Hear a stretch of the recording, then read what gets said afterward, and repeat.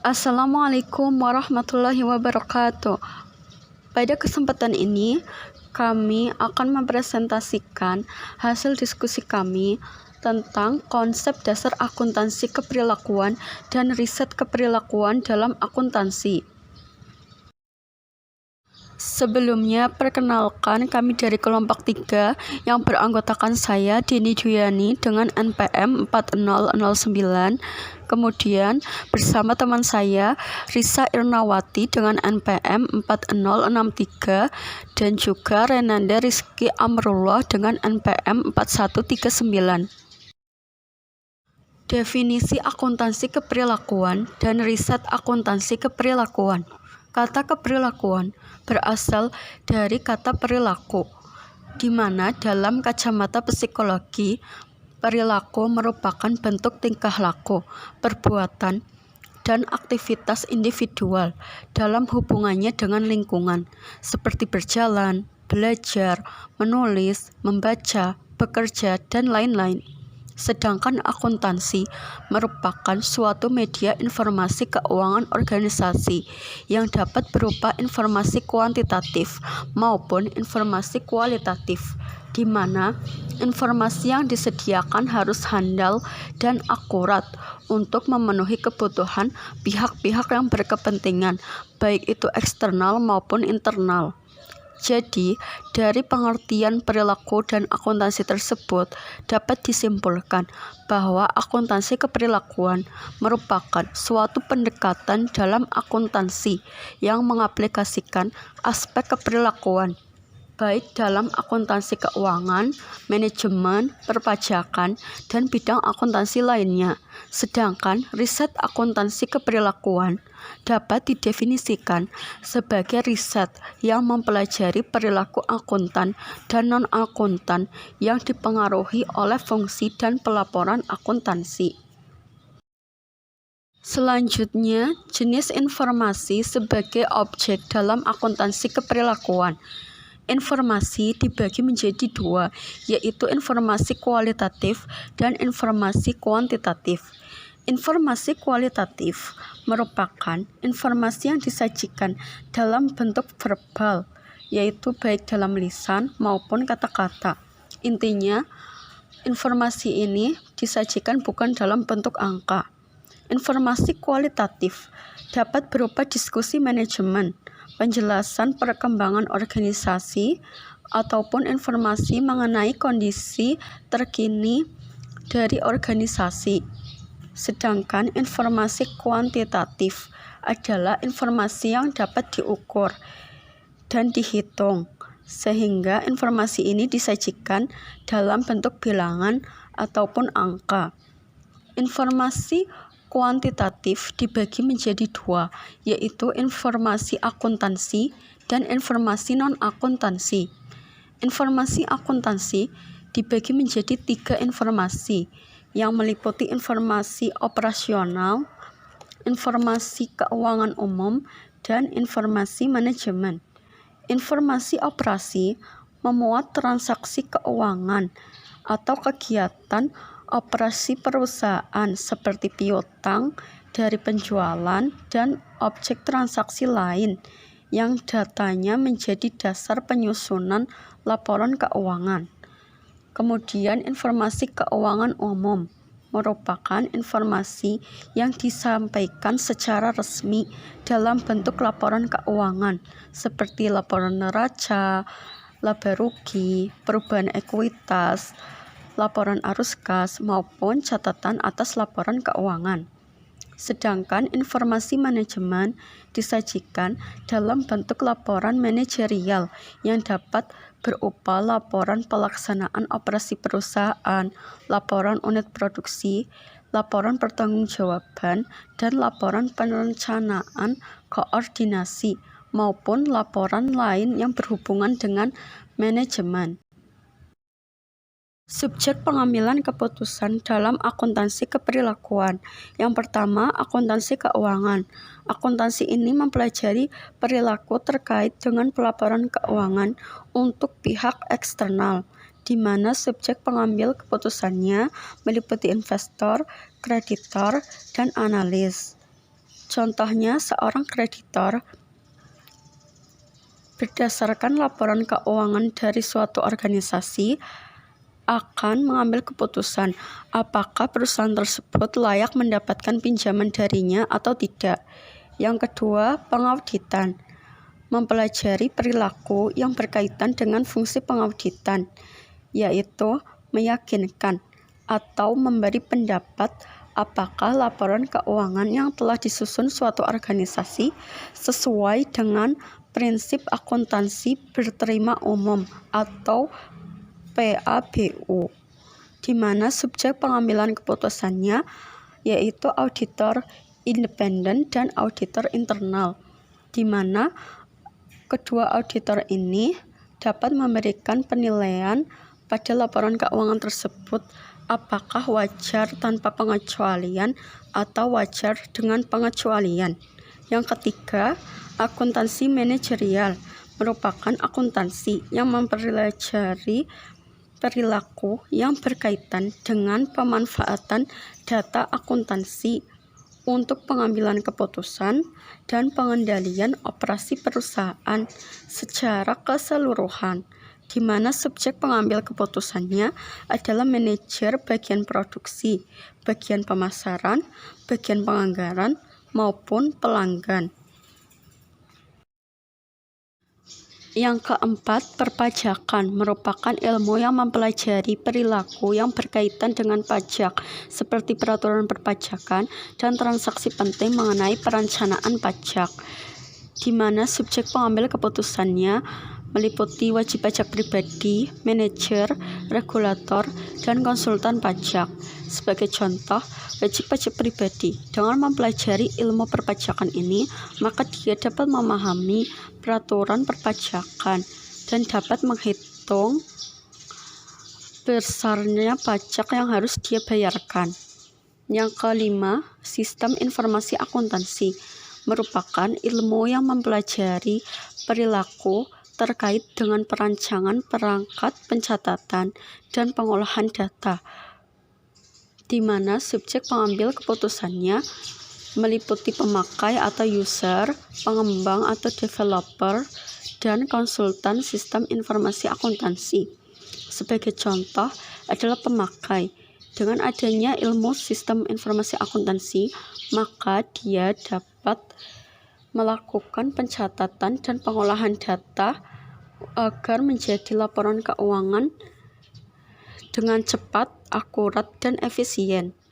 Yang keenam, akuntansi sektor publik merupakan ilmu yang mempelajari perilaku yang berhubungan dengan perekayasaan akuntansi untuk unit organisasi non-profit, di mana subjek pengambil keputusannya dapat meliputi pejabat pemerintah dan masyarakat pengguna jasa. Sebagai contoh, pejabat pemerintah dengan mempelajari ilmu akuntansi sektor publik ini, maka dia dapat menggunakan laporan keuangan sebagai bahan pertimbangan untuk membuat keputusan baru yang dapat berupa regulasi peraturan yang baru. Selanjutnya, teori-teori pendukung akuntansi keperilakuan. Yang pertama, psikologi kognitif merupakan teori yang menjelaskan bagaimana manusia berpikir untuk memproses informasi yang diterima. Sebagai contoh, teori ini bisa digunakan oleh seorang investor yang menjelaskan bagaimana informasi yang diterima oleh investor tersebut akan mempengaruhi hasil keputusan investasinya. Yang kedua, psikologi motivasi merupakan teori yang berfokus pada motivasi untuk mengarahkan ke tindakan-tindakan perilaku yang diinginkan. Sebagai contoh, teori ini bisa digunakan untuk menjelaskan kesulitan anggaran yang mempengaruhi kinerja individual. Yang ketiga, psikologi sosial merupakan teori yang menjelaskan bagaimana orang lain dan lingkungan sosial mempengaruhi perilaku seseorang. Contohnya, teori ini digunakan oleh Hopwood pada tahun 1972 untuk menjelaskan pengaruh tekanan atasan pada evaluasi bawahannya. Grup akuntansi keperilakuan Benberg dan Shield 1989 serta Mayer dan Riksby tahun 2001 mengklarifikasi isu penelitian akuntansi aspek perilakuan berdasarkan aliran schools yang meliputi 1. Pengendalian manajerial. Aliran akuntansi keperilakuan pada awal kembangannya adalah mengangkat isu yang berkaitan dengan pengendalian manajerial. Yang kedua, pemrosesan informasi akuntansi. Bidang pemrosesan informasi akuntansi pada umumnya berkaitan dengan bagaimana pengguna memproses informasi. Penelitian akuntansi keperilakuan dalam bidang ini umumnya menguji bagaimana pengguna peran pengungkapan akuntansi dan informasi akuntansi. Yang ketiga, ada perancangan sistem informasi akuntansi. Studi mengenai pemrosesan informasi akuntansi ini itu berkaitan dengan perilaku dalam merancang sistem informasi suatu organisasi. Riset akuntansi keperilakuan di bidang sistem informasi akuntansi pada umumnya fokus pada mengeneralisir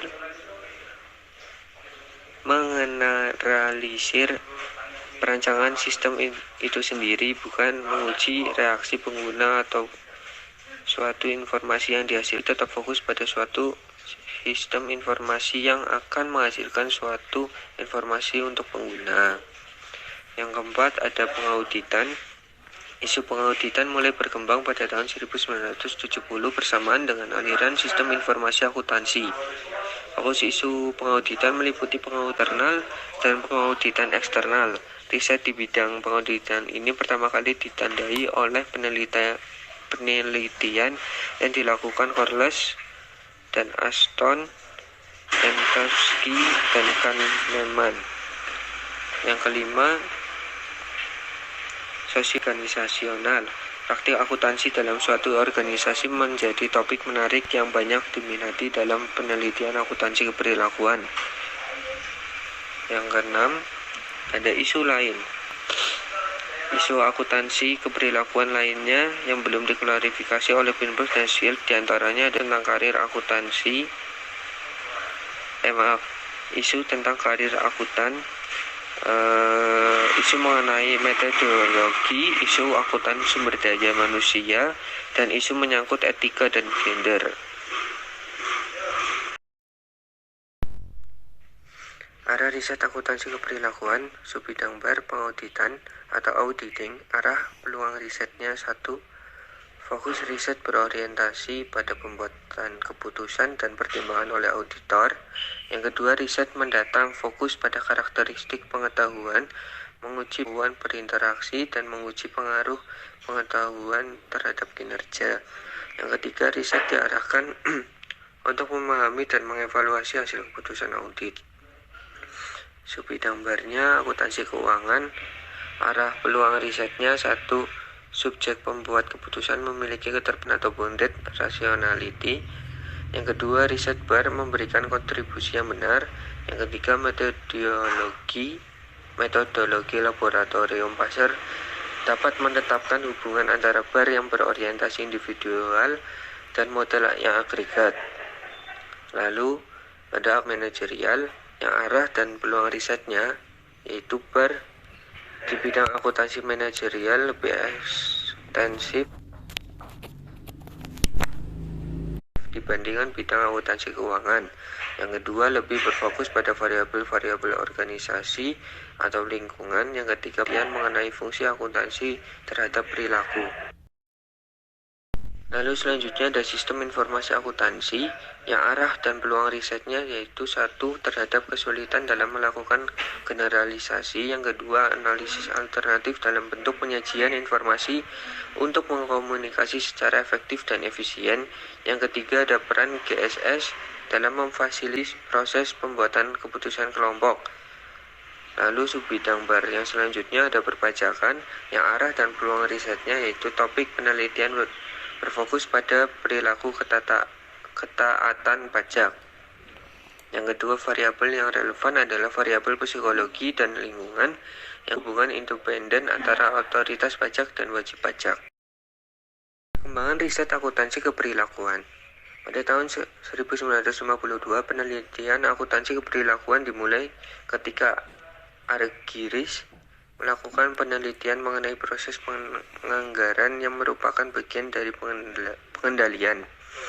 Kaplan 1966 pertama melakukan penelitian akuntansi keperilakuan menggunakan teknik eksperimen. Pada tahun 1967, istilah akuntansi keperilakuan baru dikenal dalam Journal of Accounting Research oleh Selwyn Baker, seorang psikologi yang mereview tulisan Cook. Kemudian pada tahun 1976 lahir Jurnal Accounting Organisasi dan Society dengan penjaringan pertama Anthony Hobwood. Pada tahun 1999 lahirnya jurnal khusus yang menaungi riset-riset akuntansi keperilakuan dengan penyuntingan pertama Ken Aus. Selanjutnya, pada 1998 diterbitkan jurnal Advances in Accounting Behavioral Research dengan penyuntingannya James Hunton. Perkembangan BAR menurut Lord 1989. Periode tahun 1960-an. Pada tahun 1960 merupakan periode waktu masyarakat akademik mulai memperluas cakrawala penelitian dengan menguji implikasi laporan keuangan dan informasi terhadap perilaku pengambil keputusan. Yang B. Periode BAR menerima pengakuan. Pada tahun 1982, Swieringa dan Weik membuat daftar publikasi riset akuntansi keperilakuan dan menemukan periode 1919 sampai 1980 sebanyak kurang lebih 100 publikasi. 4 isu tentang arah topik penelitian. Yang pertama, akuntansi dalam konteks organisasi. Yang kedua, ada penganggaran atau budgeting. Yang ketiga, ada pemrosesan informasi manusia. Yang keempat, ada teori kontingensi.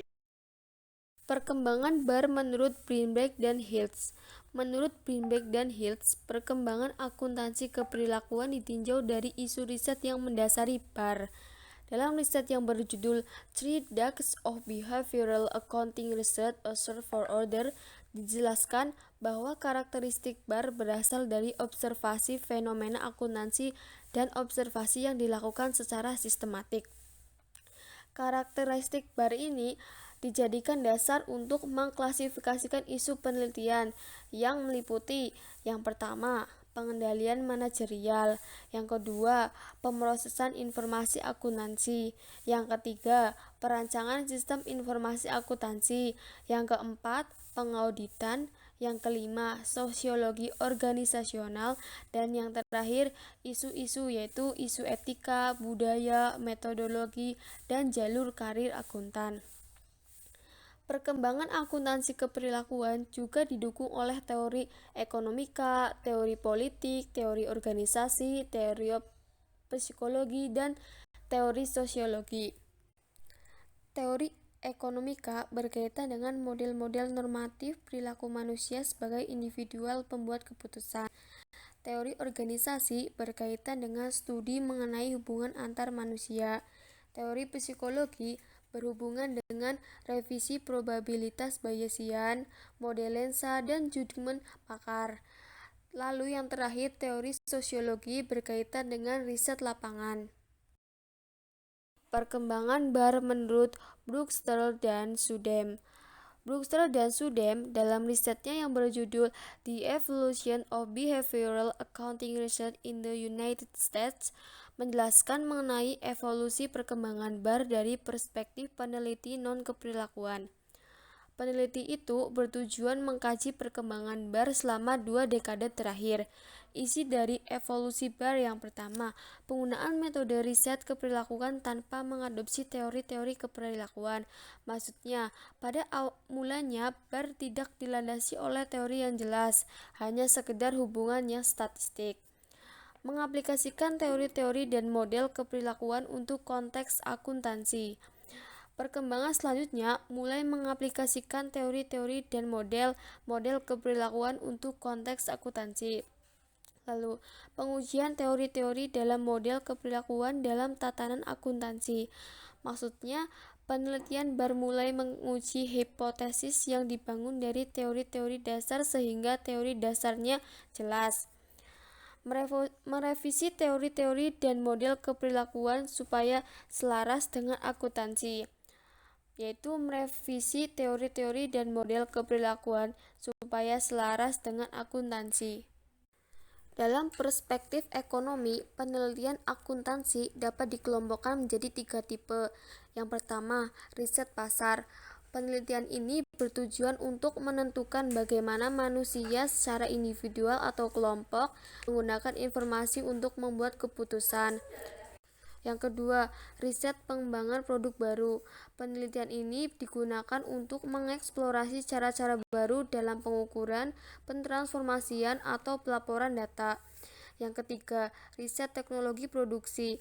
Penelitian ini digunakan untuk mengembangkan metode dalam menghasilkan informasi yang efisien. Faktor-faktor yang mendorong perkembangan BAR. Bever menjelaskan bahwa terdapat 2 faktor yang mempengaruhi arah riset akuntansi, yaitu faktor internal dan faktor eksternal. Faktor internal berkaitan dengan ketersediaan jurnal-jurnal yang mewadahi hasil riset, dan faktor eksternal berkaitan dengan pengaruh interaksi dari disiplin ilmu lain, seperti ilmu psikologi, politik, statistik, ekonomi, budaya, dan lain-lain. Lalu, faktor-faktor baik internal maupun eksternal yang mempengaruhi perkembangan riset akuntansi keperilakuan. Yang pertama, ketersediaannya jurnal yang memadai dan penelitian akuntansi keperilakuan. Yang kedua, berkembang pesatnya metodologi dan statistik untuk menguji hipotesis. Yang ketiga, semakin berinteraksinya bidang yang semula independen menjadi interdependen. Yang keempat, mulai diterimanya bidang akuntansi keperilakuan di masyarakat. Yang kelima, semakin luasnya kesempatan belajar akuntansi keperilakuan di perguruan tinggi. Kesulitan dan kendala yang dihadapi BAR. Yang pertama, bidang ilmu yang luas, artinya bidang ilmu akuntansi keperilakuan sangat luas sehingga tidak mungkin membangun teori yang terintegrasi. Yang kedua, variabel yang kompleks dan saling terkait. Variabel yang kompleks dan saling terkait dapat mempengaruhi keperilakuan. Interrelasinya sangat tinggi sehingga sulit mengidentifikasi dan mengukur. Yang ketiga, perilaku adalah situasi spesifik, artinya perilaku tidak bersifat general tetapi situasi yang spesifik, sehingga tidak banyak digeneralisasi. Yang keempat, adanya trade-off validitas internal dengan eksternal. Artinya, dalam studi perilaku, standar untuk validitas sangat tinggi dan sulit untuk dipenuhi keduanya, yaitu internal dan validitas eksternal. Yang kelima, BAR masih dalam tahapan-tahapan awal. Artinya, BAR masih sangat muda, maka hubungan fenomena dan teori perilaku masih kurang kuat. Yang keenam, sistem pengendalian akademik. Artinya, bidang lain dalam bidang akuntansi perannya sangat kecil, sehingga proyek penelitiannya sekali jalan dan merupakan proyek riset pendek. Yang ketujuh, evaluasi kualitatif. Artinya, riset keperilakuan bersifat kualitatif, sehingga pengukuran secara kuantitatif secara inheren sulit dilakukan. Kemajuan-kemajuan yang dicapai BAR. Yang pertama, kemajuan di pengujian teori-teori. Riset keperilakuan lebih bersifat deskriptif, namun perkembangan saat ini sudah memfokus pada pengujian hipotesis. Yang kedua, kemajuan di penggunaan metode statistik yang lebih tepat. Peneliti di bidang akuntansi keperilakuan telah berusaha meningkatkan kemampuannya untuk memilih desain dan metode riset yang sesuai meskipun inovasi penggunaan statistik relatif kecil. Yang ketiga, kemajuan peningkatan trade-off antara validitas internal dengan validitas eksternal. Peneliti dulu gagal mengontrol variabel-variabel penting yang menyebabkan hasil tidak konsisten.